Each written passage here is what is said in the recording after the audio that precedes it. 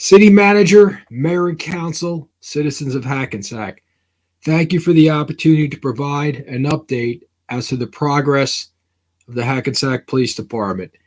In keeping with my duty as the appropriate authority to provide the City Manager a monthly report as to the operation of the Police Department, I'm excited to extend this effort by providing an overview that speaks to the past year.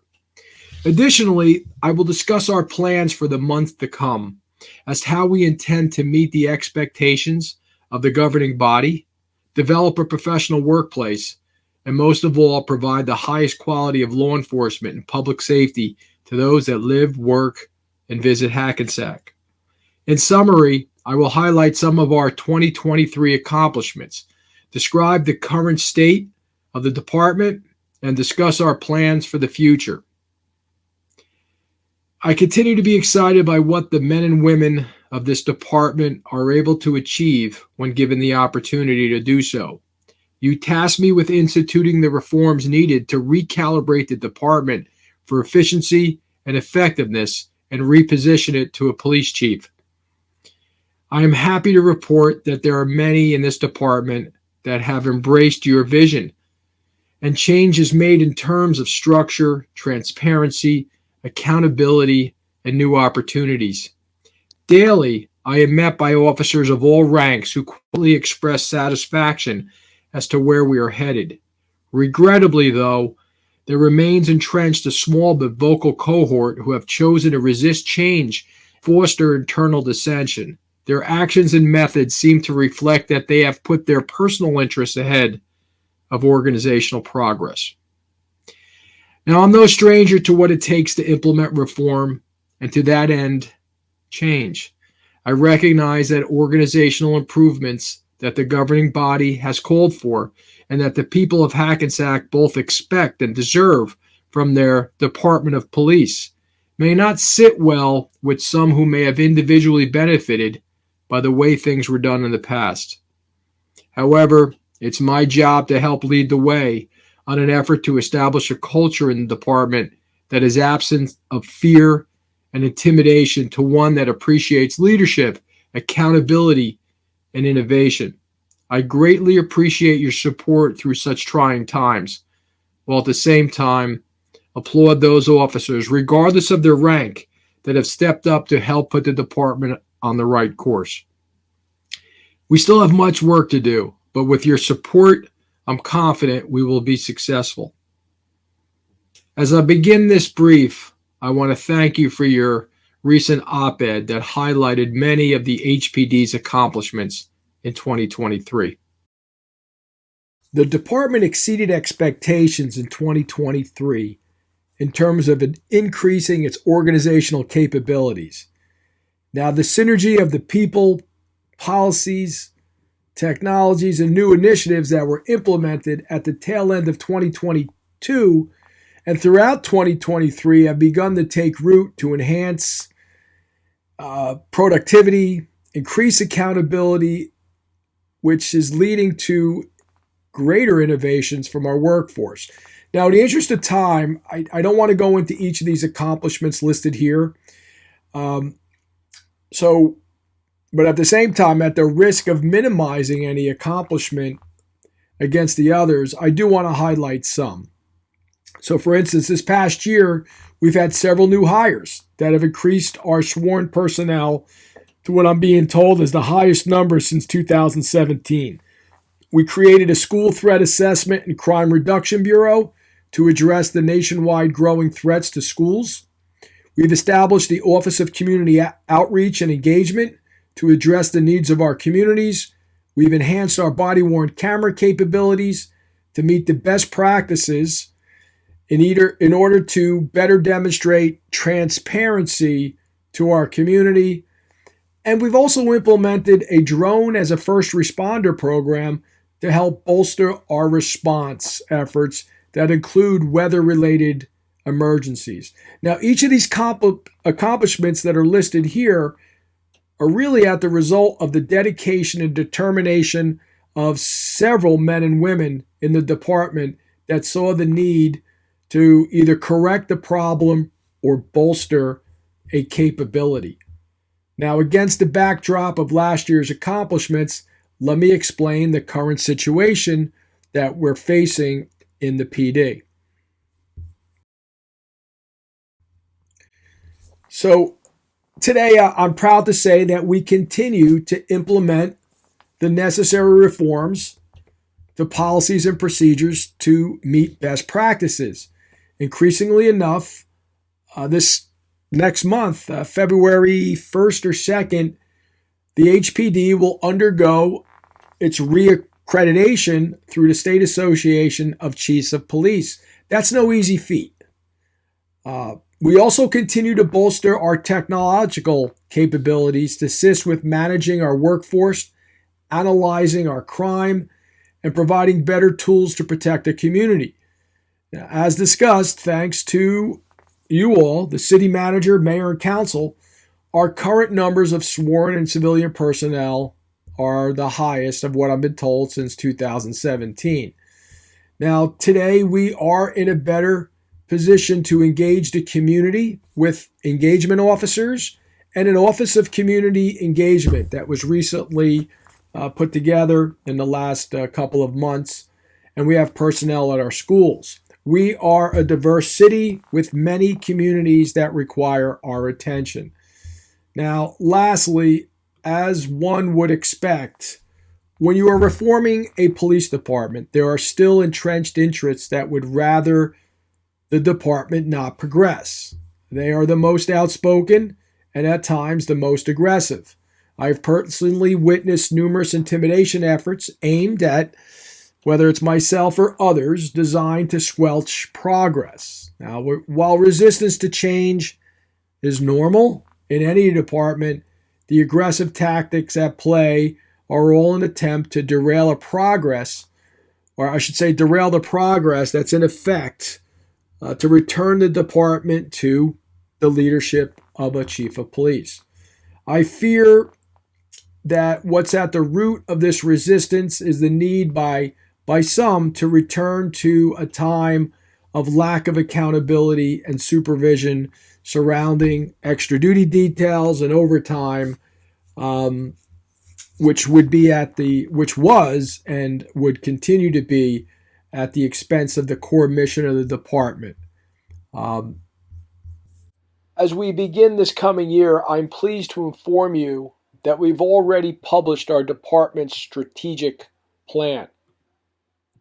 Now, last year we did author and publish a strategic plan, but that wasn't until late February. And there was a small amount of people that contributed to that plan. It was new for the Hackensack Police Department. Now, what makes this year that much more inspirational is that this year's plan was authored by members of my command staff and will be published no later than the second week of January. Kudos to Captain Michael Antista and Lieutenant Greg Ziza for bringing this to fruition. And more importantly, Lieutenant Ziza will be meeting with each of the subordinate divisions, bureaus, and units for them to produce their independent strategic plans to align with the vision of the department. Now, as you can see from the 5 overarching goals listed of our collective strategy for 2024, they're designed to enhance the capabilities of our human capital through technology, leadership, and accountability in order to better serve our constituents in and around the city. Now, earlier I mentioned that there were entrenched interests fighting the progressive reforms instituted within the department. In June of 2022, former Chief of Detectives of the Bergen County Prosecutor's Office, Robert Anzalotti, conducted a public safety assessment of the department. He found that at the root of the challenges in the HPD were the abuse of extra duty details and overtime. Now, a second independent audit revealed that the abuse of extra duty details and overtime were far worse than first suspected. It has become increasingly clear that the resistance to the progress of the department focuses squarely on these reform efforts that are put in place to address command accountability deficiencies and to correct abuses and misuse of extra duty details. While these corrective actions have been successful, they are not favorable to all, you can imagine. For example, this year, thanks to the oversight of Captain Antista and his accountability practices related to overtime, we've reduced it by $100,000, and our extra duty detail program is now being conducted in a fair, transparent, and accountable manner, allowing officers to work extra duty details while prioritizing their core duty assignments in a manner that also takes into account fatigue management. I empathize with the need for officers to pursue additional means of income, and as such, am always considering related perspectives as the department advances its policies. But as the police director, you have empowered me to ensure the effectiveness and efficient operation of the department, which includes achieving our core mission of public safety while being fiscally prudent with the taxpayers' money. That said, our policies and practices surrounding extra duty details and overtime take into account real-world perspectives that impact all department members. Number one is the cost of living. Number two, the starting pay of our officers is far lower than senior members. This challenge is inherent to a department in where junior officers who have a need for extra income, while at the same time senior officers are more entitled to extra duty income because of their seniority. That's always a challenge. Competing interests of officer focus, meaning the extra duty overtime versus the core function. And then lastly, what is now becoming more and more prevalent, not only in HPD, but across the state, if not the country, is what we're hearing about is officers getting stuck in the overtime trap. And in fact, in short order, a notable law enforcement training content creator, the Justice Clearinghouse, will be hosting a webinar for officers to get educated to prevent themselves from becoming victims of this trap, where officers start budgeting based on the reliance of extra duty and overtime instead of their own salaries. So these perspectives we are always considering as we advance policies in the HPD aimed at overtime and extra duty. Now, when strict policies and practices are not in place, the result can be devastating for any police department.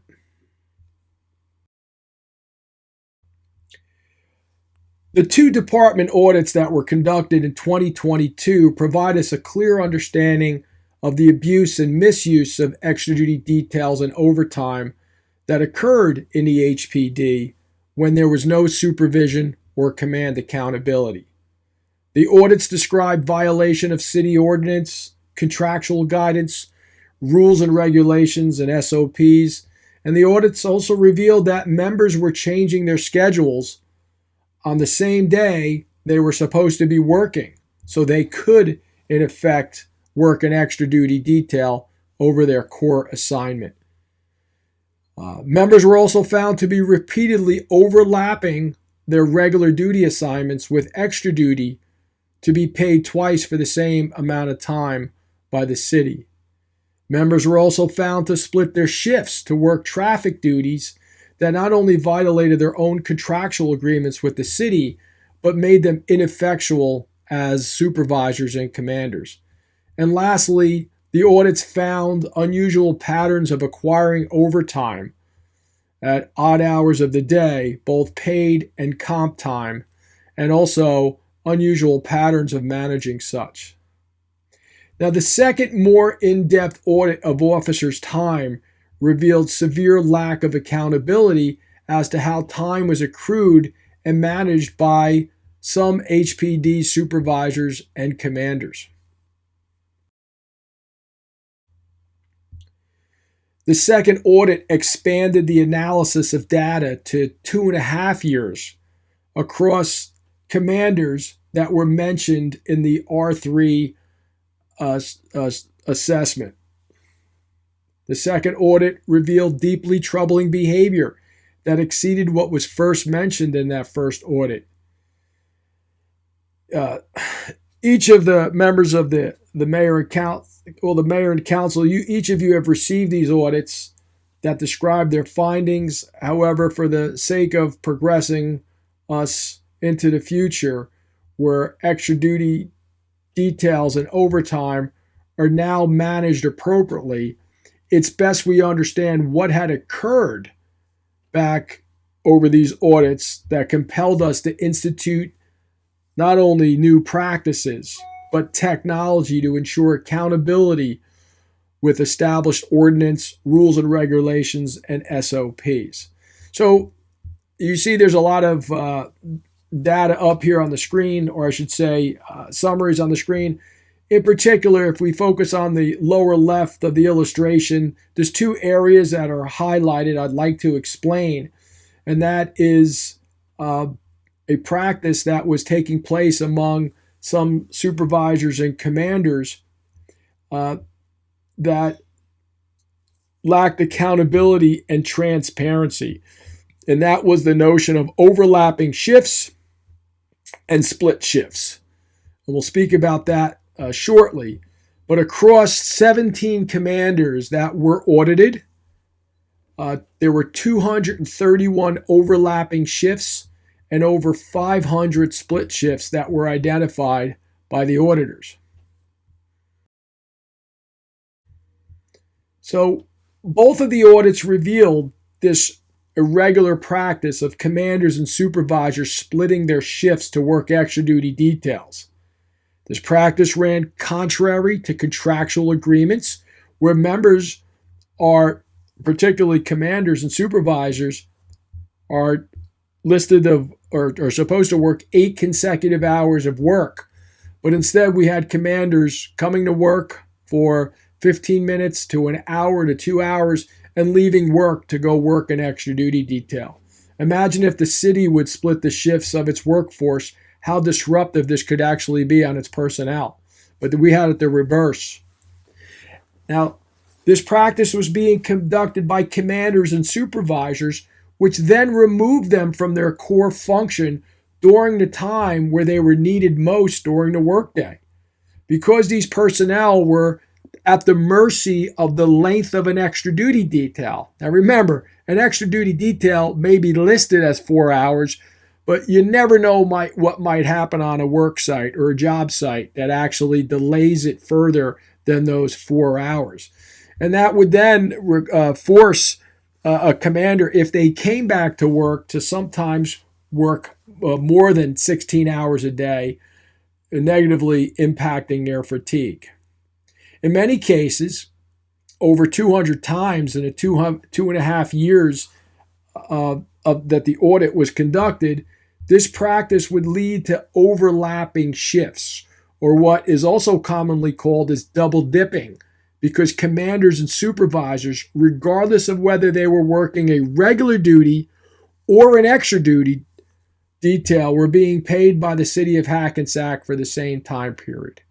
Now, contractually, an extra duty detail that was canceled would be required to pay an officer at least 4 hours of minimum time to account for them scheduling their detail on their time off. It was not meant for officers to work around their duty schedules so they didn't have to cut into their personal time and work details on their off days.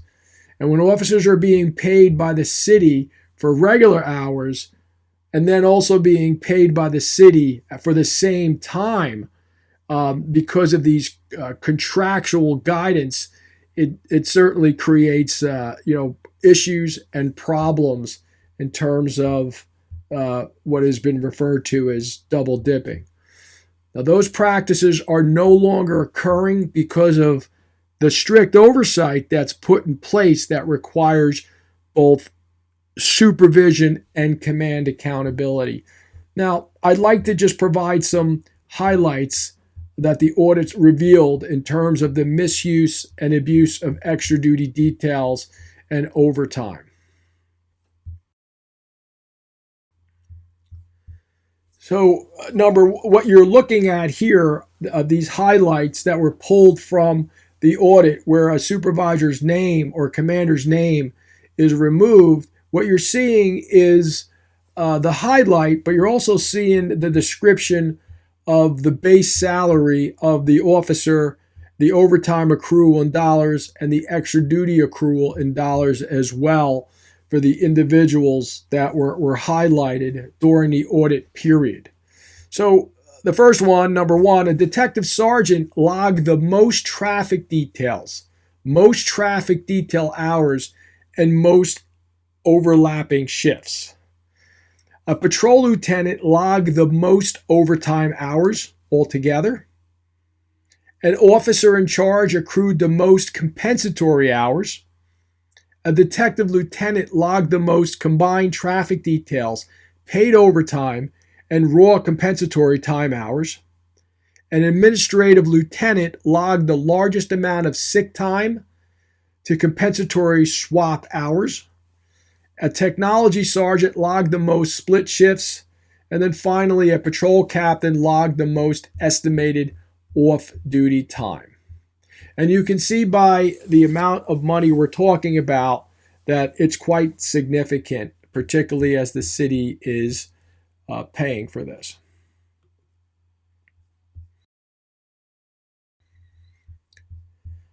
Now, the application of overtime is fundamental to the function of a police department.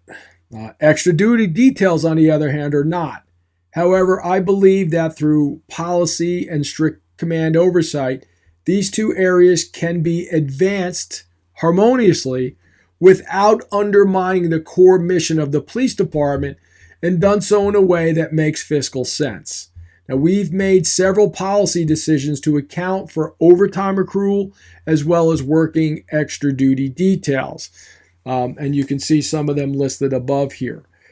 While some of these changes may be unpopular to some, they are fundamental to carrying out the department's mission in an effective and efficient manner. And the current extra duty detail program to date is extremely vibrant. For the past year, eligible members who have elected to work these extra duty details are doing so in a fair, objective, and transparent manner thanks to command oversight and technology. And that technology is actually a neutral third-party scheduler. It's no longer a human that is prone to favoritism. Out of the 110 full-time officers within the department, 1 Class 2 officer, and 8 Class 3 officers, only 14 commanders are precluded from working extra duty details. And the numbers from January to December of 2023, there are officers that are working them, and they're working them within the context of strict guidelines to ensure that the core mission of the department is prioritized and at the same time guards against fatigue.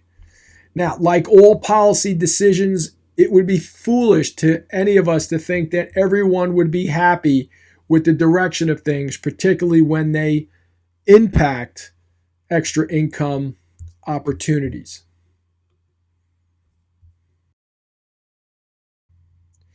Now, I feel there's 3 issues that seem to underpin the dissatisfaction by some within the department as it relates to the reforms that have been put in place.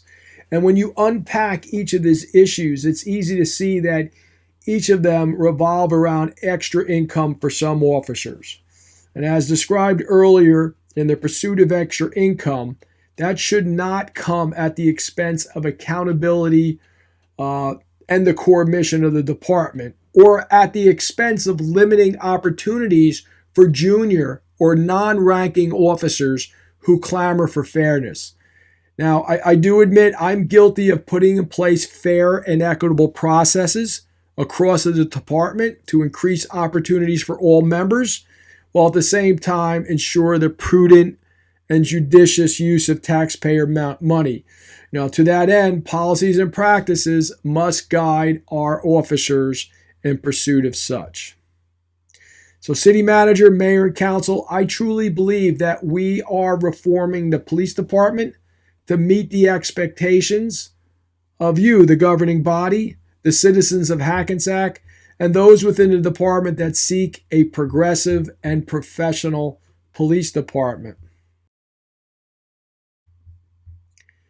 I believe the way forward is to continue on the path that we have started, and that includes accountability and innovative practices be implemented and continue to be evaluated, and also allow us to really focus on continuing to cultivate tomorrow's leaders so we can return this department back to a chief, and in doing so, progress the department to meet higher expectations.